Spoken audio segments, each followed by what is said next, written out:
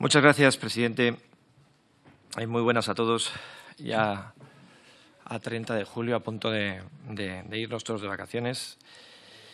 Y bueno, nos traen este impuesto. Nosotros presentamos una enmienda a la totalidad y también hemos presentado 38 enmiendas al articulado. Siendo un recién llegado a la política y a veces desconociendo el procedimiento en algunos casos, me sorprende que la ponencia que tuvimos o que mantuvimos en días anteriores pues no se llegara o se intentara llegar a un acuerdo, a un consenso, ¿no? Después de… había 90 enmiendas al articulado, las últimas del Partido Socialista, 89 y 90, y hoy llego y me entero que hay, parece, alguna transaccional con algún otro grupo que nosotros no se nos ha facilitado, ¿no? Por parte del Gobierno se ha manifestado que se ha hablado con el sector y que éste está conforme, de alguna manera, con este proyecto de ley. Y dice que está conforme con este proyecto de ley, con las enmiendas también, de alguna manera, que no han sido aceptadas por el Gobierno. Yo me gustaría, y le diría a la señora Blanquer, que me gustaría que me dijese con qué sector ha hablado o con qué sectores, porque, desde luego, no creo que sea el sector tecnológico, más bien debe ser el sector de la madera, porque, desde luego, el sector tecnológico y otros sectores están que trinan con este impuesto. Y digo otros sectores porque en el mundo en el que la transformación digital de las empresas era un hecho, tras la llegada de la pandemia provocada por el virus del COVID-19, muchas empresas, aún no siendo puramente tecnológicas, se verán obligadas a pagar este impuesto. Como decía el señor Bell, con el que estoy de acuerdo, si este impuesto nace con la intención de que los gigantes tecnológicos, él ya ha mencionado alguno, paguen por este impuesto, no se comprende por qué, habiendo empresas en España que sí que facturan más de 750 millones de euros, pero que mantienen muchos empleos, y como decía el señor Bell, desde luego se va a hacer una comparación, digamos, una comparación negativa con respecto a otros países, porque se podía haber esperado perfectamente al acuerdo de la OCDE, pero yo creo que este Gobierno piensa más en sí mismo en este momento. Es decir, saco rápidamente el impuesto y empiezo a recaudar, lo meto rápidamente y luego ya más adelante que se arreglen, si vienen problemas, que se arreglen los demás. Además, hay que recordar que este impuesto, su límite, aparte de los 750 millones de euros, para la prestación de servicios digitales está en 3 millones de euros y que tiene que tributar un 3%. Sucede que pese a haberse configurado como un impuesto indirecto, realmente no lo es. Y les aseguro que se vaticina una importante litigiosidad. Y los pleitos pueden proceder de dos tipos de compañías. Por un lado, de aquellas que operan en España sin tener un establecimiento permanente, que en virtud del convenio de doble imposición tributan en su país y no pueden verse gravadas por un impuesto directo aquí. Y por otro, de aquellas empresas españolas que paguen un 25% de sociedades. Me gustaría, señor Guijarro, que me dijese qué empresas pagan un 15%. Si no recuerdo mal, los 2 primeros años del ejercicio para las empresas, para las pymes, sí tributan a un 15%, pero en España el tipo general es el 25%. Y que además se encuentran con que la prestación de determinados servicios de publicidad e intermediación en línea y transmisión de datos van a estar gravados con un tipo impositivo, como he dicho antes, adicional del 3%, lo que, bajo mi punto de vista y de este grupo parlamentario, sobregrava parte de su actividad. Es curioso que en la propia exposición de motivos del proyecto de ley dice: habida cuenta de la dimensión mundial del problema que plantea la imposición relacionada con determinados modelos de negocio digitales, existe consenso internacional en el que la mejor estrategia para abordarlo consistiría en encontrar una solución al respecto también a nivel mundial, es decir, en el seno de la OCDE.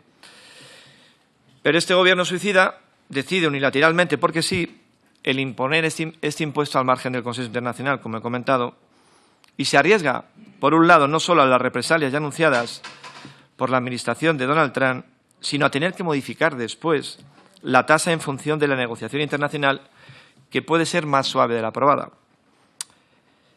El presidente francés Emmanuel Macron decidió aplazar la recaudación del nuevo impuesto ya aprobado en Francia a la espera, lógicamente, de ese consenso internacional. Pero además este impuesto no solo gravará a nuestras empresas tecnológicas, siendo perjudicadas con respecto a sus homólogos europeos, sino que además esto provocará que Estados Unidos imponga aranceles a todos los productos españoles, como el queso, el aceite, el vino, siendo ya la estocada definitiva para nuestras empresas españolas y principales exportadores económicos. Y es que además este impuesto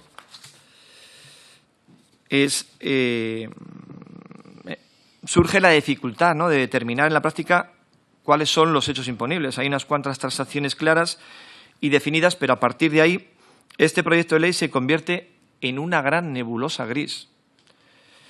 Porque ¿qué se entiende exactamente por servicios de publicidad? ¿Cómo se atribuirá la generación de valor en prácticas donde intervienen múltiples actores? Va a ser muy difícil, si no imposible, determinar qué casos entran en los supuestos que establece la ley, dada la complejidad y diversidad de operaciones que existen en el mundo digital. Ahora mismo hay una multitud de empresas en España que no saben si este impuesto les afectará o no. Pero ya les digo yo que sí. Empresas que sí, que son grandes empresas, que facturan más de 750 millones de euros, en el mundo digital en el que nos encontramos, una transformación que avanza vertiginosamente, la mayoría de las empresas que facturen 750 millones de euros en España seguramente facturarán más de 3 millones de euros por servicios digitales y se verán obligados a pagar este impuesto. Otro aspecto que genera incertidumbre es la difícil aplicación práctica del articulado. El nuevo tributo considera que una prestación de servicios digitales se ha producido en España cuando el usuario está físicamente en España. Por este motivo, en el artículo 7 se especifica que los únicos datos que pueden recopilarse de los usuarios con el fin de aplicar esta ley se limitarán a aquellos que permitan la localización de los dispositivos. Para saber si un usuario está en territorio español, el mecanismo lógico es fijarse en la localización de las direcciones IP. Parece sencillo, pero el complejo mundo digital no opera bajo la misma lógica que la analógica. Algunos usuarios acceden a servicios digitales a través de proxies o redes privadas virtuales VPN, que enmascaran la dirección IP.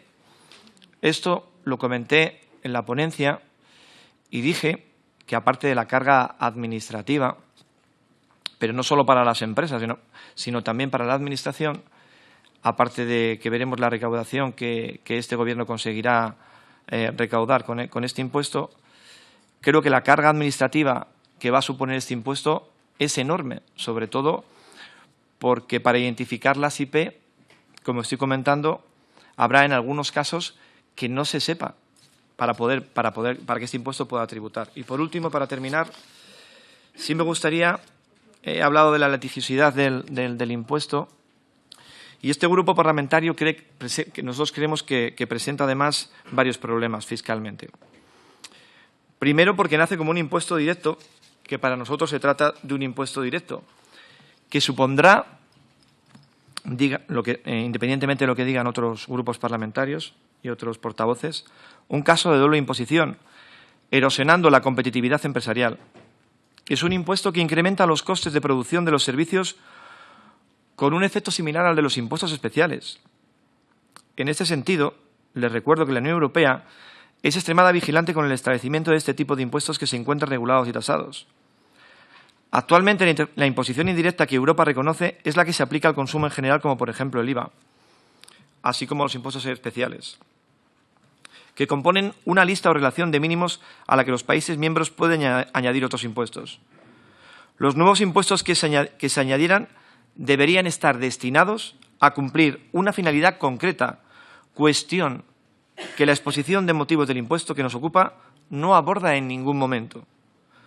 Más bien hace una reflexión sobre la imposición directa del impuesto sobre sociedades a la que las empresas que presten esos servicios digitales deberían someterse, para después introducir el elemento de la imposición indirecta como figura idónea para gravar estos servicios, ya que no encuentran la fórmula para aplicar una imposición directa a los beneficios de estas compañías. Permítanme que les recuerde que hace unos años en España se estableció un impuesto especial nuevo. El gravamen en cuestión fue el impuesto sobre ventas minoristas de determinados hidrocarburos, que estaba destinado a financiar las nuevas competencias transferidas a las comunidades autónomas en materia sanitaria, además de actuaciones medioambientales. Estuvo en vigor entre el 1 de enero del 2002 y el 1 de enero del 2013, fecha en la que se integró el impuesto especial sobre los hidrocarburos.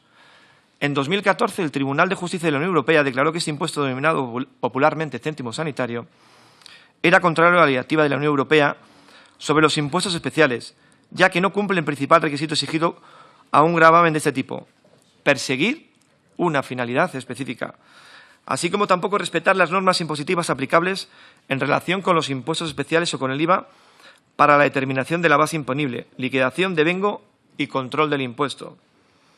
Estos dos requisitos tienen por objeto evitar que los impuestos indirectos... Tiene que ir acabando, señor Jiménez. Termino. Que los impuestos indirectos suplementarios obstaculicen indebidamente los intercambios. Según los jueces, para considerar que persigue una finalidad específica, debería tener por objeto por sí mismo garantizar la protección de la salud y del medio ambiente. Sin embargo, las comunidades autónomas destinaron la recaudación a los gastos sanitarios en general y no vinculados específicamente al consumo de los hidrocarburos gravados. Pongo este ejemplo para que se sepa que estamos ante un impuesto que en el futuro nos traerá más problemas de los que ahora mismo se está comentando y diciendo que este impuesto es necesario y creo que, como decía antes el señor Bell, esto quedará grabado en las sesiones y veremos en el futuro qué sucede con este impuesto. Muchas gracias.